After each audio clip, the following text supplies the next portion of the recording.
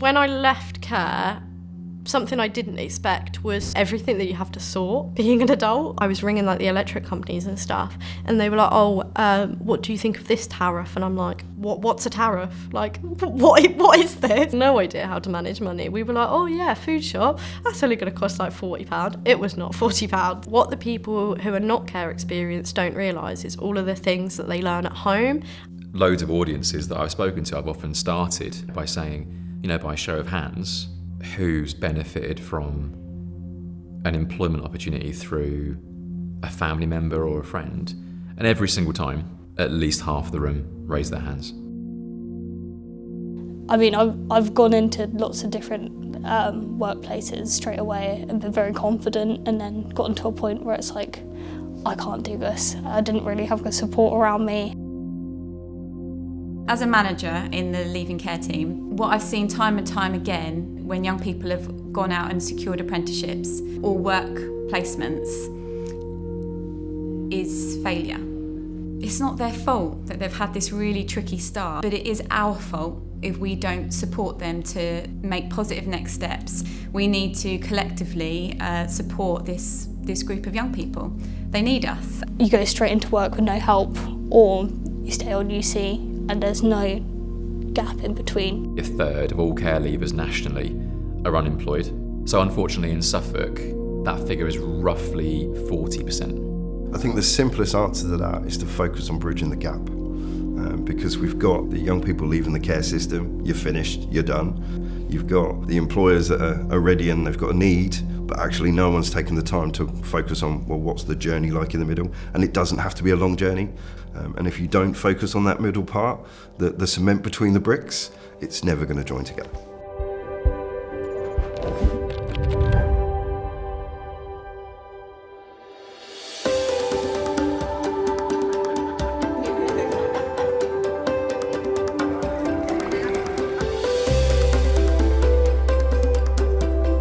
My name is Nicola Beach and I'm very proud to be the Chief Executive of Suffolk County Council. So the family business model is really important and something I'm proud to be sponsor of. Whilst we have done a lot of work within the County Council to give care leavers opportunities for training and employment, we needed that extra push. Those young people deserve every opportunity that we can possibly give them. And of course one of the key aspects is education, training and employment.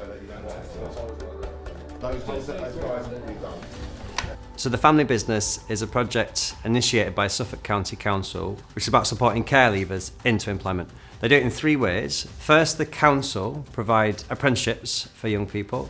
Second, they find local opportunities in the community. And then the third thing is to give them a skills programme called the Skills Academy. What sorts of things would stop you guys from asking the question? It might be the first thing that you've ever done. So the story of how the family business came around, in HR, Meg came across something called corporate parenting principles. I was leading on apprenticeships and I was kind of looking for some statistics. I went down a rabbit hole looking at different documents and it led me to a corporate parenting document.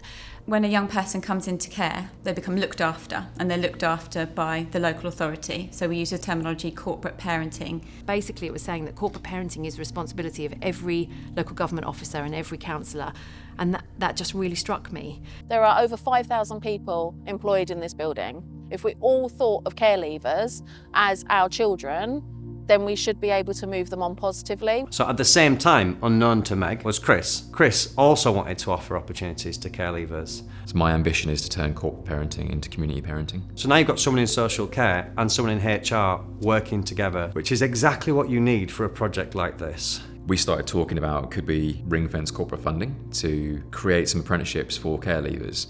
The initial pilot that we ran wasn't called the family business, just ran a pilot apprenticeship scheme for care experienced young people. They all passed. And as a result, it meant that we'd increased the funding. We had a host of willing and able managers come forward to offer spaces in their teams. We couldn't find young people that wanted them. Potentially there was a little bit of round peg, square hole, trying to, we've got this, can we get this young person there? We ended up with 1 apprentice remaining of 5. They loved the idea of working in an office and this corporate environment, but the reality of that was quite hard for them. And we'd had some really big challenges in there. Clearly it was a great idea, but it's not going to work. was this the end of that project? And our head of education said to me, don't give up. So around this time, I was moving from the Leaving Care Service into the virtual school. I didn't want it to be a distant memory. So one of the services available for a child in care is the virtual school. I'm not that popular at weddings when people ask me what I do. So I can either say I'm a head teacher or try and explain the difficulties of what a virtual school head is. It is nothing to do with online tutoring, but it is a real school role. And every child in care is on that school role. It's my job as a virtual school head to ensure that they have the protective factor as if they attended one school with one head teacher and one team overseeing their educational progress. And Chris joined our team from the Leaving Care team, and Chris brought with him this idea of the family business, providing our young people with the kind of support and the kind of network that we would provide for our own young people, our own children.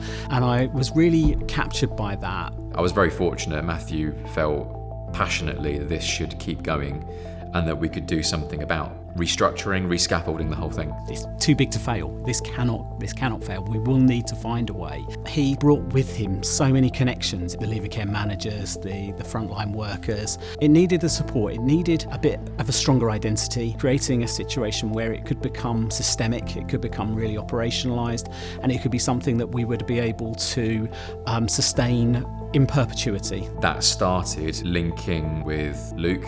Luke and the care leaders brought a means of scaffolding the entire project. So how do you actually communicate the family business? What exactly is it?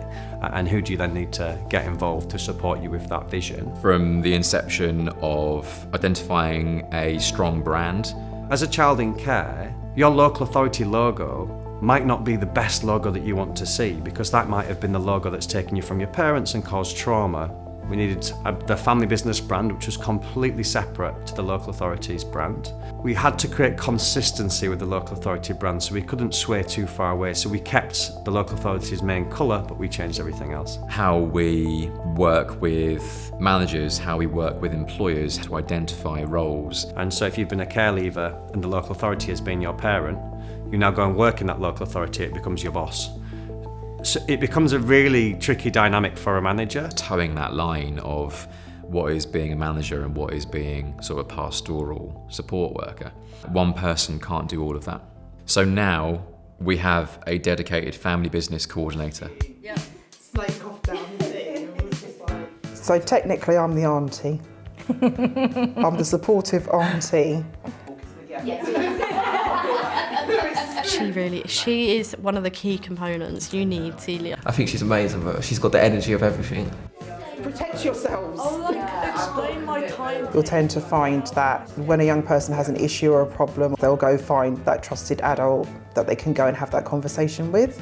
They know that they're going to get unbiased advice or information or guidance from that person. The idea is getting to know those young people and letting them get to know me. So that they have a level of, at very least, if I ask Celia, she'll find out for me. It's people like the virtual school head that sign off and support these programmes, but then it's people like Chris and Celia, the family business coordinators, who make it happen on the ground. We realised there was another problem, is that lots of care leavers didn't actually have the skills in the workplace. And I don't like generalising, because with any group of people, everybody's different and they all have different experiences, but there have been some kind of common things that have come up. And if you are a young person who has never routinely attended school, moved homes a lot, to suddenly be expected to turn up 9 till 5 days a week is a huge transition.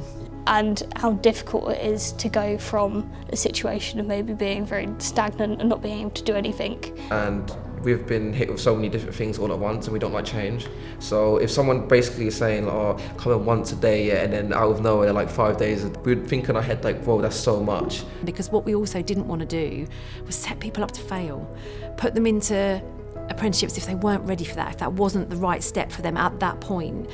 my idea was to have some kind of pre-employment preparation. But we didn't have the knowledge or capacity within the local authority itself. We started to work with an organisation called Lofty Heights, and we created the Family Business Skills Academy. And what we brought to the family business as a concept was actually a transitional program. So they'd actually come in for 2 days a week, then 3 days a week, 4 days a week. And what that's doing is getting them used to the 5-day week structure that an employer's going to need. Actually was a collaboration made in heaven. And it's been so successful since then.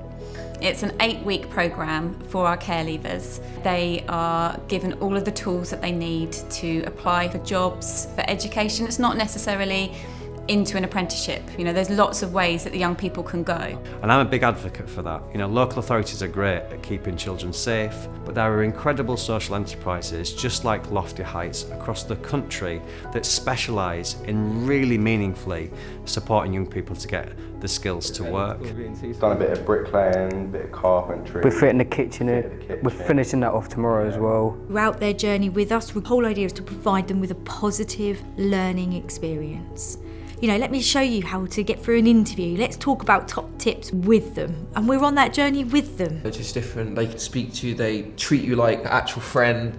They make sure you're okay. They even have conversations if you feel low and stuff like that. So each year we run 4 skills academies, basically skills-based programmes to get young people ready for work, which is where we are right now. And we are on week 4 of family business. It's been really beneficial. On the first day here, I didn't come because my confidence was just not there. Like, I'd got on the bus here and everything. This is quite a funny story. I'd got into the front door and I got too scared to ring it, so I walked off and got the bus home. But since I've been here, I've loved it. As we were all sort of meeting and mingling, you could sort of see the friendship groups form. Because once they get here and this feels a safe space, they then don't want to leave. They can still remain very much in their own silo, but without realising it, they've got someone next to them and someone next to them. And within the week, they start communicating with each other. I think the best week has probably been week 2. We went off to Fort Woodlands, really got to know everybody on the team. It gave us that bonding experience because we were stuck in the middle of a forest. We did archery, we did go on this massive bike ride around the forest. Oh, it was so much fun. And a lot of team building exercises.